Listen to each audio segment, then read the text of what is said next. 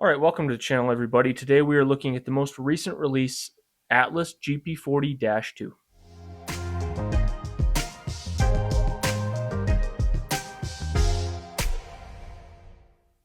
All right, so let's jump right into this. For a bit of reference, if you have not seen my older reviews with the version 2 Atlas DCC ready units, there's a GP39-2 as well as my Montana Rail-Link GP40 in that particular review. I have some things to say in that about reliability and the ease of converting to DCC.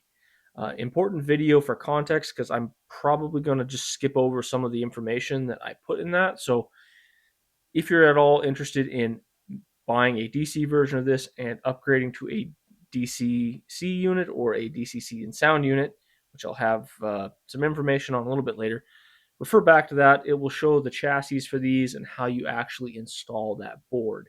Also, a little bit later, I had the GP40-2Ws. Now, these were some of the first units coming from Atlas that had functioning ditch lights. These are the GP40-2 run.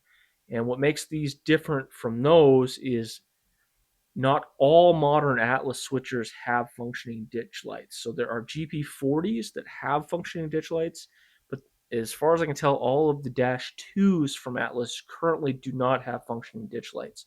And you will see a price discrepancy between them. These are about $10 cheaper.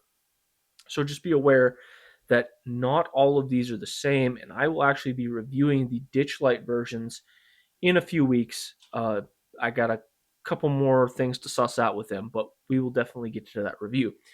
Now, when it comes to these, this is a big departure from the quality standard that I had been seeing with Atlas before. These really have been stepped up. So let's start with looking at the body detail. We'll do a little bit of comparison to a scale trains unit, and then we will start talking about the reliability, runnability, and usability of these models. Okay, we're nice and zoomed in here on the 503, which is my UP version, obviously. This one has a factory installed snowblade. Now, I thought this might be a little bit wonky, but I did check some of the prototype photos, and that is actually how their plows look. They do kind of hang forward a little bit. So that is actually prototypical. It just looks a little bit weird. I'm not sure why, but my other units did not come with snow plows, and I wish Atlas would fix that. These are a bit more of a budget locomotive, but they are doing pretty good with some of their details, and snow plows are just something you got to have on units. So I wish they would, even if not prototypical, please include the snow plows with their units. So Atlas, if you're listening, that would be a really good thing moving forward. So as we look at this, the obviously these are a more budget locomotive. We don't have separately applied handguards, any of that stuff. But to be quite honest with you, the the mold work on these really is crisp, and I have mentioned this in the past, and honestly, I really like Atlas's decaling system. If you wanted to do custom engines, it is one of the easiest to modify, so I do appreciate that. The details in the molding, honestly, for the price, is just really next level. So, say on the short hood here, you can see some of the louvers are nicely built in there. The paint is nice and soaked into the nooks and crannies to give you a nice look. You do a little bit of a dark wash on these things, it's really going to pop. I wish we had a little more detail on the windows. We don't have wipers, but again, for the price, not a deal breaker. But the molding for the cab is nice and crisp, and at least to my eye, very good color on this particular locomotive. Now, the the units that I've got, and I have seen some marketing pictures that are not the case, but the units that I got, at least so far, have relatively consistent truck to wheel ratio. I mentioned this in my scale trains video that there's always a good amount of flange hanging out on the bottom. All four of my units are actually pretty good. There's a little bit of warpage, but not like the older units. And when you do get into the trucks, you can actually see some really nice fine detail there. You got some bolts, the caps for the trucks there, and your brake canisters, some small lines, all molded in detail, not separately applied, but good enough for the price point that these come in at, and very easy to service. When it comes time to actually do some work on these, the body comes off relatively easy. The trucks are easy to service, and these are actually directly wired to the frame. So nicer than the contact strips. I do very much like the upgrade on these. Separately applied horn, the nice little additional details up top. Let's go ahead and move this to the side just a little bit. And again, you can really see, even for this being a single piece molded truck, pretty darn nice detail. Painted caps on the fuel tank, that's nice. Not a whole lot of extra detail when it comes to, the stickers and the warning labels and whatnot, but again, for the price, really pretty darn good. Panel details on these have stepped up quite a bit from the previous run. I have a much crisper look when you can see all your panel details, and as you can see, like right through here, you got a hinge next to a decal, and it's very nice and crisp and separated. That's awesome. You can tell that they're really taking the time to properly apply these. Radiators and fans are not as good as, say, a Kato, but they do pass muster. I mean, you can tell what they are. It doesn't look like a clunky doesn't look like a clunky detail by any means. Again, a little bit of a wash on these, do a little bit of weathering. I think it's going to make it pop. Painted handrails and steps from the factory. Step up from the Kato stuff. I love to see that. And we have Accumate couplers. And I left the hoses on this particular unit. I generally pull these off. As I'm progressing in my hobby, I just find myself not wanting these hoses. If anything's going to get stuck going through a cross or a turnout or a crossover, you're going to catch that stupid thing. And because they're metal, they can actually cause shorts. And a lot of times they make it difficult to decouple. I talked about this in my scale trains review. Same thing with these Accumates. I generally just pop these right out. I keep them in case I ever want to put them back on, but I prefer running without, and you will see that on my other models. And then as we turn this around to the rear pilot, we have molded in hand grabs, which isn't a big deal. A bit of a wonky decal right here. Unfortunately, this is kind of a bad little bit right there, but can't be perfect at this price point. I wish it was a little bit better. Always have room for improvement. Happy to give a little bit of criticism to Atlas there. Get this hair off of here. That's always nice. But rear pilot, decent amount of detail. Again, for the price point, I think these are pretty darn good locomotives. And nice deep side grills, by the way. Again, a little bit of weathering, and I think we're going to have a nice locomotive. Okay, and one of the pride and joys of my collection, this is my custom repatch unit, for BNSF. This was originally a BN unit. Again, I wish we had a bit of a snowplow up here. This is a BN unit. It's going to be running in the mountain passes. I will probably buy that at a later date and install it. But a little bit disappointing that we don't have that. Painted handrails and steps, always nice.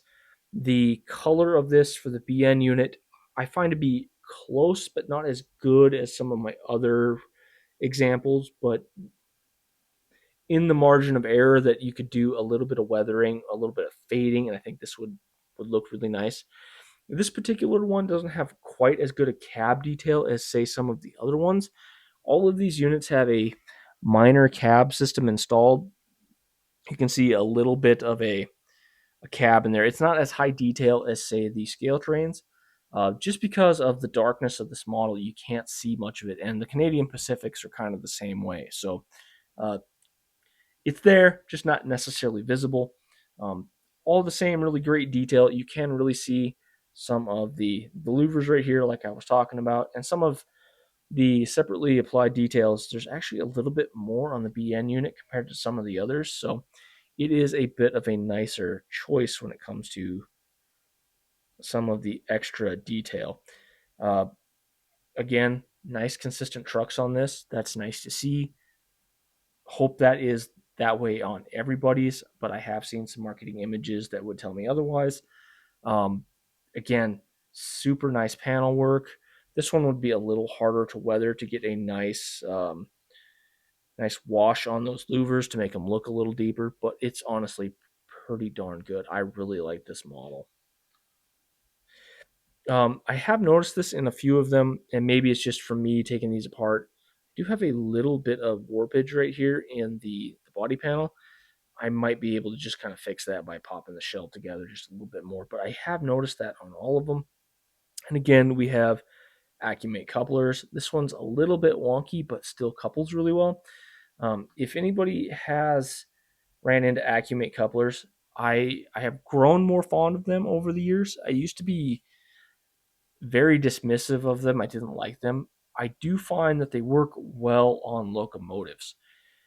They do not work well in rolling stock. They just, for some reason, they just don't hold load very well. And I don't know why they work better on locomotives, but I honestly have had zero issues with decoupling when it comes to my locomotives. But if I use, some Atlas cars that have Accumates further back in a long train, they seem to like to decouple, especially when you are like coming down, slowing down, and then speeding back up. They will tend to decouple from other cars. So I'm not totally sure why that is, but that is my experience. And then we'll just look at one of the Canadian Pacifics. These are excellent. I love these. This is the secondary, the kind of new scheme that they got coming out. And I realize this is all changing because of the recent merger, but I love the dark red of the Canadian Pacific. And these are kind of the black roof and different label on the side. They're kind of like an alternate scheme. I saw these in some photo somewhere and just loved them when I saw them. I was like, oh, they should paint every Canadian Pacific that way. And when I saw these came out in the GP40s, had to have those. And again, no snowplow. Wish they had that. These have been used quite a bit. I do have a little bit of body damage right here. You can see some paint flaking. But I'll just kind of roll this unit by here. It is awesome. I love these. And the color of this red just makes the GP40 pop. It is a gorgeous unit. If you're at all curious on what to get, just get a Canadian Pacific. They are some of the best looking ones. The GP40 with the ditch lights, it's a little bit different color red. It does not pop like these. These are just absolutely immaculate. And with all that said, let's go ahead and jump back to the layout and talk about the electronics on these and how usable they are in most applications. Okay, hopefully you found the macro stuff really quality on this. You can see some of the good details. I really think these are, if not a slight step up from the previous run, at least they're maintaining board. And I really do think that some of the plastic consistency has been cleaned up in these runs. The one thing I will say is I have a bit of a liking for the non-dynamic brake versions of these. As you can see, 3 out of the 4 that I purchased are that way. I think it makes for a really clean looking locomotive, and for switcher work, it makes a lot of sense that you're not running dynamics. But let's jump into the reliability of these units. I hope that you could see, and if you haven't watched my pre-review run, please take a minute and go back and watch it. It is the best way that I can show how well these worked. Now, in comparison to the GP30s that I did a couple weeks ago, I had to meticulously clean my track to get that review done. In this particular case, I've been running my layout, dust getting everywhere. I got several dogs, so it's kind of the mud season around here. My track was not cleaned before running these units.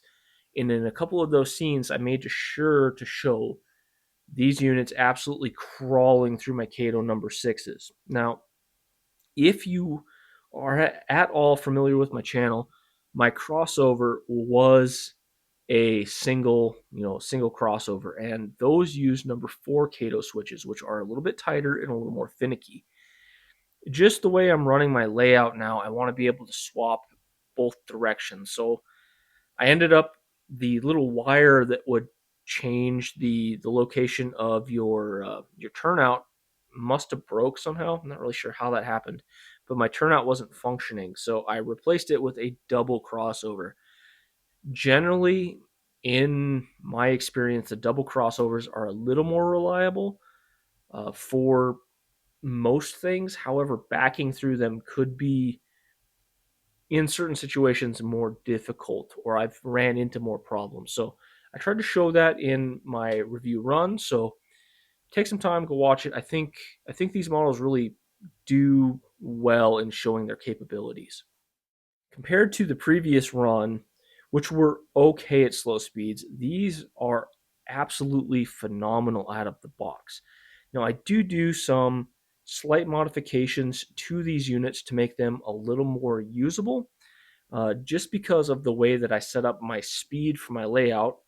I simply jump into CV6 and set it for 40, and CV5 and set it to 80. Now, out of box settings are 3 for number 2, 88 for number 6, and 255, I believe, for CV5. All of these function. You get really good slow speed control. I just find the speed to be a little more linear when I change those CVs to the ones that I mentioned. Also, if you've watched any of my live streams, I did some testing with these. These have unmatched slow speed control. And just for a little bit of number 3055, a couple of speed steps. And it really is the smoothest, easiest to use switching engine that I have come across. Now, I am getting into some new Atlas units that may be changing that, but to this date, these are the best units that I have found out of the box. I will state, though, 3055 needed a little more break-in time than all the other three. I'm not sure if this was an older unit that I bought a little bit on backstock, and don't mind the dust. Like I said, it is the mud season around here, and I do run my trains every day, so they're going to get some dust on them. But it it seems like it needed to clean off whatever was on the wheels, and I don't think it was an oil. I think it was just the blackening that they used. So I had to get a little bit of wheel wear, and then all of a sudden this thing really started to shine and would keep up with all the rest. It was the only one that I had any sort of problem with. Now, when it comes to electronics, these are DCC and sound units. And the difference between these and some of the older versions is now, at least as far as I know with Atlas, everything is a LOKSOUND V5. And that is a nice change versus the LOKSOUND the LOKSOUND V4, and I believe it was called the LOKSOUND Select. And the LOKSOUND Select was kind of a cheaper version of a LOKSOUND decoder, and it was locked down to only factory sound files. And so cool, you could still flash it with other sound files, but these are fully unlocked. You can put any sound file you want, whether it is a factory Atlas one that has the proper functions already configured for the engine, or just a general sound file that you can use. All right, this time I hope I've got a better mic situation figured out. So we are going to show off some of the capabilities of these units. So obviously check out my pre-run review. You'll see all these units running. But to demonstrate what I'm talking about with the different sound files, we're going to turn on number 503 here. I'm going to give it just one speed step.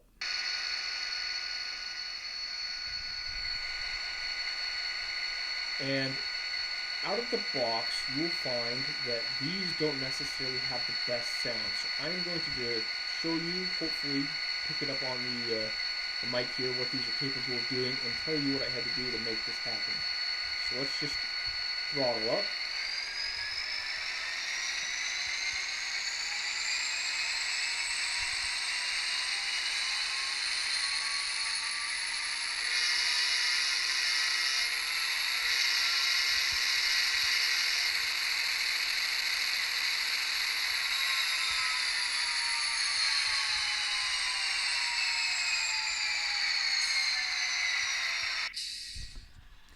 Okay, now I want to show you 3055 and just kind of give you an idea of what I did here.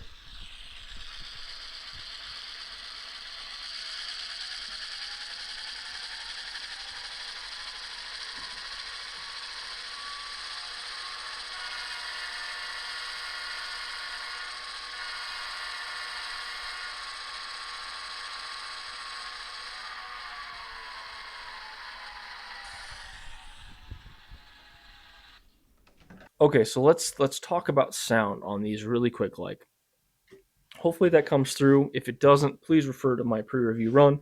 But this right here has a stock sound file from the factory. It is anemic at best. Unfortunately, I think Atlas needs to look at some of their factory files and do some reconfiguring.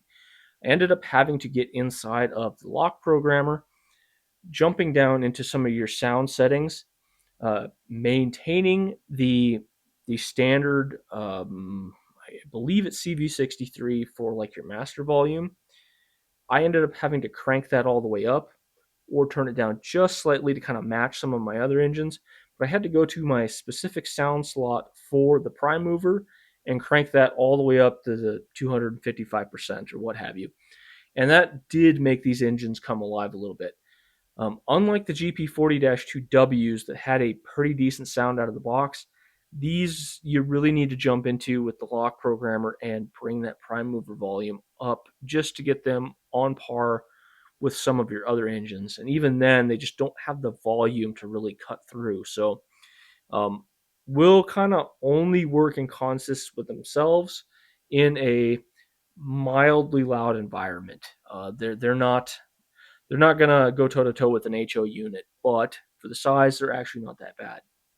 Now, like I was talking about with having the unlocked sound files, with 3055, since I'm doing a bit of a custom engine with it, see, it's a repatched BN unit that I did myself.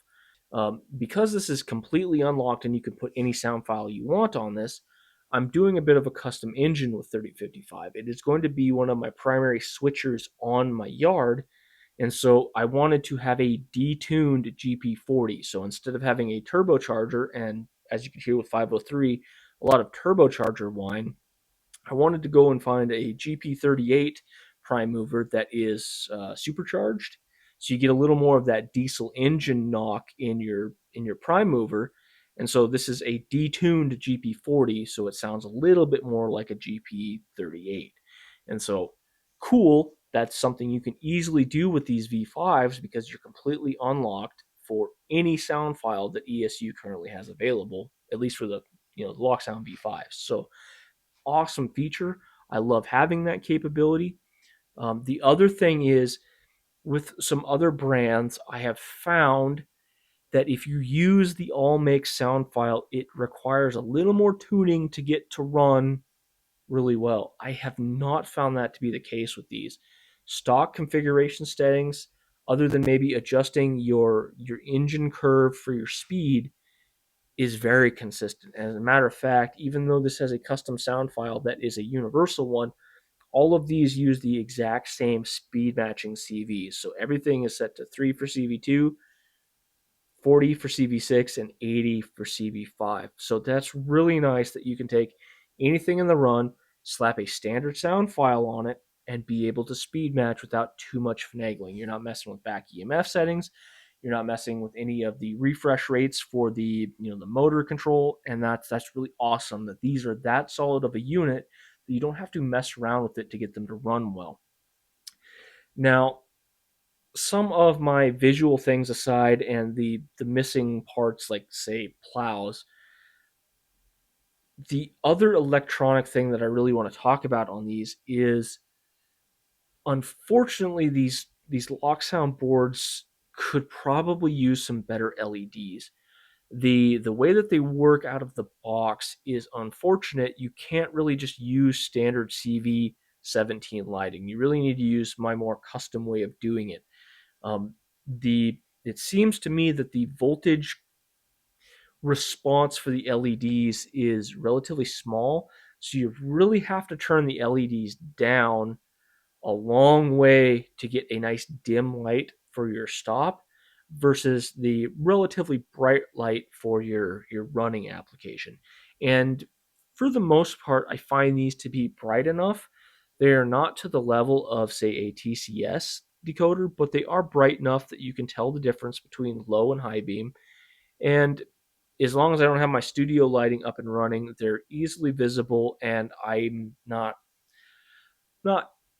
too concerned with the brightness of them. So I do find them adequate. The one thing that is becoming more and more common, though, is separately lit number boards, and I do find myself missing that feature a little bit on these, but I will give them a pass because the price to, say, some other units is drastically cheaper, and that really changes the conversation with these. So, short story long here, super fine motor control, decent pulling power, not as good as some of the older Atlases, but not nearly as anemic as some of the new stuff coming out of scale trains. As you can see in the back here, that is an SD40-2 that I got sitting on my little um, show track back there. Any one of these will outpull that, and these are technically lighter than that unit sitting back there. So for the weight class that these are in, they're actually relatively good pullers. Not as good as some of the older Atlases that didn't have sound, but I will say that these run much quieter. Under 25 miles an hour scale speed, these are completely silent.